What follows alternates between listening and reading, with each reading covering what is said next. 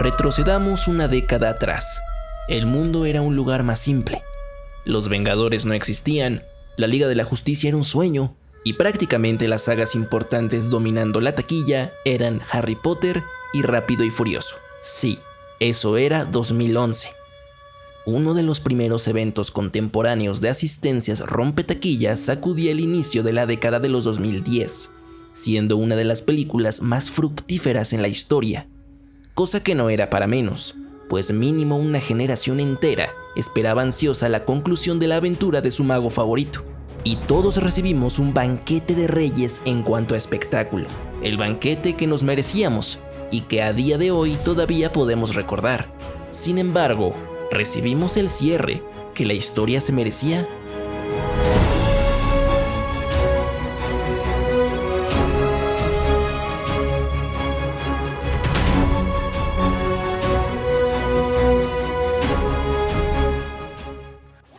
Creo que no. La historia de esta parte final es lo que menos recordamos, pues detrás de las luces, el humo y la emoción, aquel esqueleto conductor del relato fue lo que menos nos estremeció.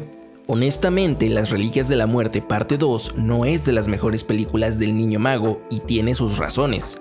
Lamentablemente, en este caso, las mismas no pueden ser solo adjudicadas a sus responsables cinematográficos. Si hay un villano en este final, ni siquiera sería Voldemort. Ese día nuestro enemigo fue J.K. Rowling y todos la dejamos pasar. Digámoslo como debe de sonar. El final de Harry Potter es terrible. No es la película, el final en sí. Lo que Rowling escribió es decepcionante y las películas, siendo adaptaciones atadas a expectativas con poca libertad de una audiencia que espera ver fidelidad y no calidad, pues cojea de la misma herida. A pesar de que sí, el final de la película y el tratamiento en sí de esa última batalla es bastante mejor en la adaptación cinematográfica. Y tenemos razones. Y si quieres saber cuáles son, acompáñenme pues a analizar el terrible final de Harry Potter y por qué Rowling es su peor enemiga. Para esto tenemos que empezar a contextualizar el peso que esta producción tenía detrás de sí y el precedente que marcó a muchas otras franquicias. Creo que este fue el primer estreno de este tipo en el siglo XXI, que más que ser una película, era una sensación. Un evento concluyente que une comunidades tan grandes que podrían invadir un país latinoamericano. Ahora traduzcamos eso a ventas y a salas llenas, abarrotadas de gente. Ahora imagínense la mínima cantidad de libertad que se puede tener con un producto de esas magnitudes en las espaldas. Y no me refiero a la fidelidad como adaptación solamente, que ahí veremos porque hay cosas buenas y cosas malas, sino la seguridad con la que se conduce con su audiencia. A diferencia del resto de la saga, esta se transforma en un evento casi vulgar de servicio al cliente y no de servicio a la historia. Se preocupan más por hacer chistes gratificantes para el público cinéfilo que viene a sentir una experiencia final y no una película, a veces ridiculizando las situaciones y los personajes a un grado casi de romper una cuarta pared, casi guiñándole el ojo a ese nerd con la varita de Sauco en la mano. Se distrae con esto de la calidad del guión, de la verdadera construcción climática de escenas y momentos brillantes o que tengan más sentido, de hacer un mejor trabajo de foreshadowing que Rowling, de darle más sentido a pasajes que parecen estar ahí por verse padres y no porque aporten algo. Esta película es un parque de atracciones emocional que se sale con la suya, pero no con todos. Muchos sabemos que algo ahí olía raro. A ver, vamos a saltarnos directamente al segundo acto. Alrededor de la media hora, Las Reliquias de la Muerte parte 2 es una película sobre la batalla de Hogwarts, eso fuiste a ver, y aquí es donde empiezan a ocurrir cosas interesantes en la estructura que distan favorablemente del libro. Cuando comienza la cinta, lo primero que vemos es a Snape en una Hogwarts ocupada por los malos. Queda un poquito de foreshadowing al giro de Snape muchísimo más adelante en la película y lo atan al tema de Lily, que pues va pegado a esto, escena sentimiento. Escena que obvio no existe en el libro y que es muy importante porque es de las pocas escenas en literalmente todo, pero todo Harry Potter, que el punto de vista narrativo no es del niño que vivió. Tanto en libros como en películas esto casi nunca sucede. En ese sentido, Rowling y consecuentemente las cintas adoptan un modo clasiquísimo y conservador de contar la historia, entera y celosamente resguardada para los ojos de Harry Potter. No es primera persona, es una tercera persona confinada al protagonista. Es decir que todo lo que leamos o veamos está ahí Harry Potter para presenciarlo. Existen excepciones, como algunos prólogos en los libros. En cine, solo el prólogo de las reliquias y el del misterio del príncipe mestizo adoptan esta distinción, pero poco más, pues incluso pasajes o escenas en las que Harry no está físicamente son vistas de una u otra manera, por su punto de vista. Claro, al principio esto funciona perfecto porque vemos al mundo mágico ante los ojos ignorantes de Harry Potter que se sorprenden con cada detalle junto a nosotros, pero ya después un poquito de diversidad con puntos de vista de personajes a nadie le haría daño. Este no es necesariamente un mal y escenas como las de la batalla en el cielo se benefician mucho de esta postura narrativa, pero ¿qué pasa cuando tienes que contar una batalla final? Aquí empezamos con los aciertos y al mismo tiempo las semillas de los errores de la película en cuanto arranca el emocionante segundo acto. La estructura se parte en puntos de vista por primera vez en toda la saga. Vemos varias tramas lidiar con diferentes conflictos y puntos calientes de la batalla en diferentes partes de Hogwarts. Harry buscando la diadema, Ron y Hermione buscando el colmillo de basilisco, McGonagall levantando el escudo, Neville destruyendo el puente y algunas microescenas de otros aliados como Lupin, Fred, George, además de algunas escenas propias de los villanos. Esta estructura recuérdenla desde ahora porque inmediatamente después se les olvida que partieron así la película y poco a poco cada trama va a ir desapareciendo para regresar a la clásica y única perspectiva protagónica. Aquí te das cuenta que más que una decisión realmente inteligente fue una para rellenar tiempo en pantalla que no involucre ni agregue realmente eventos narrativos que puedan ser contraproducentes para la adaptación, lo cual es una estupidez de haber mantenido esa estructura durante más tiempo, asignándole aunque sea tramas fáciles e inexistentes en los libros a estos puntos de vista de personaje. El tercer acto hubiera sido mucho más efectivo y escenas como la del patio de Hogwarts no serían una celebración del Día de la Independencia con fuegos artificiales solamente. Si algo me gusta de esa parte del libro es que realmente es dolorosa. Vemos personajes conocidos muertos, se detallan estructuras insignia de la escuela ser destruidas, personajes conocidos mueren en tiempo real y frente a los protagonistas. El caos y el tono por momentos sí consigue contrastar con una adultez digna de una guerra que debe ponerle los pelos de punta y los ojos llorosos a los lectores. En la adaptación cinematográfica, en contraste, esta secuencia realza el espectáculo por encima de la emoción y la verdadera crudeza de la situación. Las muertes no tienen el foco necesario, la nostalgia es superficial, los personajes realmente no reaccionan emocionalmente a situaciones duras y contraproducentes como en el libro, solo reaccionan a obstáculos como si esta secuencia fuera un paseo por los Piratas del Caribe de Disney Orlando. En el libro, Ron se levanta después de ver el cuerpo de su hermano muerto y grita su hambre de matar mortífagos. En el libro, los estudiantes usan Avada Kedavra, chorros de luz verde cruzan a diestra y siniestra entre niños de 17 años. En la película, los personajes mueren fuera de cámara y se da 10 segundos para lamentarlos en una escena de transición entre verdaderas escenas importantes. Sí, motivan a Harry a tomar una decisión que realmente ya había tomado, pero por Dios, agárrense los pantalones, la gente venía a ver esto, venía a ser destrozada por una batalla adulta en donde gente muere, gente importante, no a ser traicionados con carencia de emociones.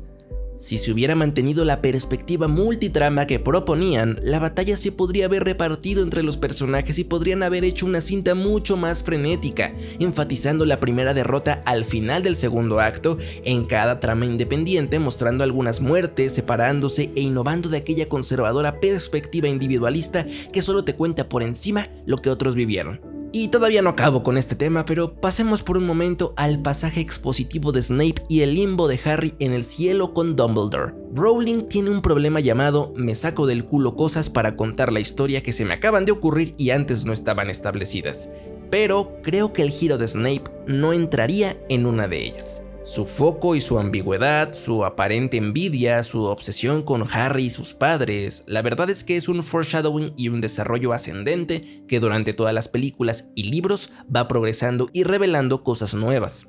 Realmente sí se propone como una promesa que se debe de pagar y es aquel flashback la que lo paga. Igualmente las películas hacen algo que los libros no pueden. La actuación de Alan Rickman siempre repara y es específica en esta ambigüedad. En pantalla el personaje muestra su conflicto en gestos. Cuando asesina a Dumbledore lo hace con una voz quebrada y con dolor visible. En ese momento a la audiencia que ignora el giro tal vez no entiende por qué hace esto, pero es un detalle que es visible, una duda preparada para en el futuro ser respondida. Este sí lo considero un giro construido para funcionar, uno que no dudas, uno que no cuestionas, que la narración te ha preparado para sopesar. El hecho de que Harry fuera un Horrocrux de Voldemort lo tomo de la misma manera. Las pistas lo argumentan, pistas que no son solo pequeños detalles sueltos, sino, en algunos casos, los focos centrales de las tramas de las películas, como en la Cámara de los Secretos. Bueno, ahora que entendemos cómo se argumentan giros que sí funcionan, vamos a hundirnos entonces a comprender los que no funcionan, como el hecho de que después de esto Harry debe morir, expuesto en la mayor de sus decisiones como personaje.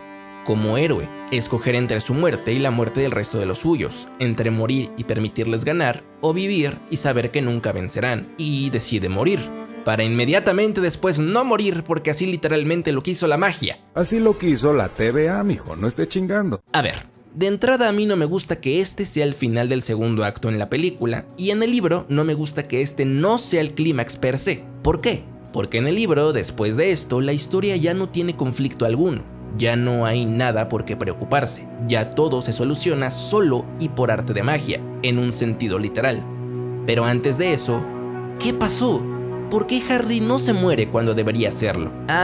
Pues por una serie de argumentos que no están directamente relacionados narrativamente a la escena o pasaje y que Rowling ha tenido que aclarar en entrevistas porque no está claro. La parte más importante de su serie de novelas, en la que su personaje revive de la muerte, no está explícitamente argumentada en su relato. Esto me parece maravilloso y muestra de un autor al que verdaderamente hay que desencriptar y decodificar para poder... No, por supuesto que me parece vergonzoso. Es cierto que hay personajes que argumentan esto en el libro a posteriori y en diálogo, pero así no funcionan los giros. Esa es la manera más barata de escribir. Así escribimos todos los que tenemos que hacer una novela de tarea en la secundaria, porque a posteriori podemos revelar que tu personaje es Dios y ya no pasa nada. Como Voldemort en el Cáliz de Fuego se toma la sangre de Harry, el encantamiento de su madre se prolonga mientras Voldemort viva, entonces Harry no puede morir. O sea, lo del Horrocrux les vale madre, inmediatamente después dicen que no importaba porque Harry de todos modos no se podía morir. El dilema fue un falso dilema, y a partir de ahí el final de Harry Potter se soluciona con puras artimañas de este exacto estilo. Son cosas que Rowling se argumenta con aire y polvo. Lo de la varita de Sauco siéndole fiel a Harry porque le arrebató la varita negra a Malfoy, díganme en qué mente que se respete a sí misma tiene sentido. El hecho de que Voldemort no pueda dañar a ningún estudiante de Hogwarts después porque Harry se sacrificó por ellos, díganme en qué cabeza que se respete a sí misma puede pasar, se lo puede tragar. ¿En qué mente cabe que el clímax del libro sea Harry hablando en voz alta, explicándole a todos mientras da vueltas con Voldemort todo esto para que tenga sentido, que lo mate sin esfuerzo? Díganme a quién esto le parece una buena escritura. Parece que a Rowling le andaba del baño y le dijeron no te paras hasta que acabes, y pues a las últimas 50 páginas las escribió como salían. A mí se me hace un final no solo escueto, sino insultante. Lo que debió ocurrir en 5 capítulos se condensa en 1 como escritura de fanático. Literariamente me parece horripilante. Si tenía intención de introducir todos esos giros y todos esos elementos para resolver la historia, estaba obligada a introducirlos con dinámicas inteligentes, meterlos poco a poco, recordarle al lector la importancia de estos, restablecerlos en la narración, en la historia, involucrarlos de maneras que cuando exploten sean respuestas claras y obvias. Tal vez no en tu cara, pero claras, que tengan sentido y verosimilitud. Pero así como lo hizo Rowling, es una verdadera lástima. La película desgraciadamente sigue los mismos pasos, se ahorra un par de penas y solo se saca de la cola lo de la varita de Sauco y Harry reviviendo. Aunque en la película no reparan siquiera en intentar entender por qué, porque pues masterclass de guión. Pero al menos extienden tantito más el clímax y lo hacen una mejor escena que en el libro, donde de hecho sí existe una pelea y termina en una rima visual al clásico enfrentamiento ya establecido entre Harry y Voldemort desde el Cáliz de Fuego, y se extiende todavía más con el montaje al intercalarlo a Ron y Hermione peleando con Nagini, que se pudo extender mejor si al mismo tiempo reintroducían las tramas del segundo acto, a McGonagall, a Neville, Molly, todos juntos peleando de nuevo con más intensidad y no solo ahí por encimita, que de verdad parezca que van a perder y no solo dure la preocupación 2 segundos, además de centrarse de nuevo en la perspectiva individualista. Pero ni modo, en este caso la película estaba condenada desde que el libro tiene esas bases. Les doy crédito por intentar mejorar cosas, por usar un poco mejor las tramas, pero a final de cuentas no era una intención de solucionar los deslices de Rowling. Al final fueron decisiones para adaptar el espectáculo cinematográficamente y rellenar más tiempo de metraje, pues como adaptación estas escenas no aportan narrativamente ninguna cosa significativa, y de todos modos al final ni eso pudo salvarla de J.K. Rowling.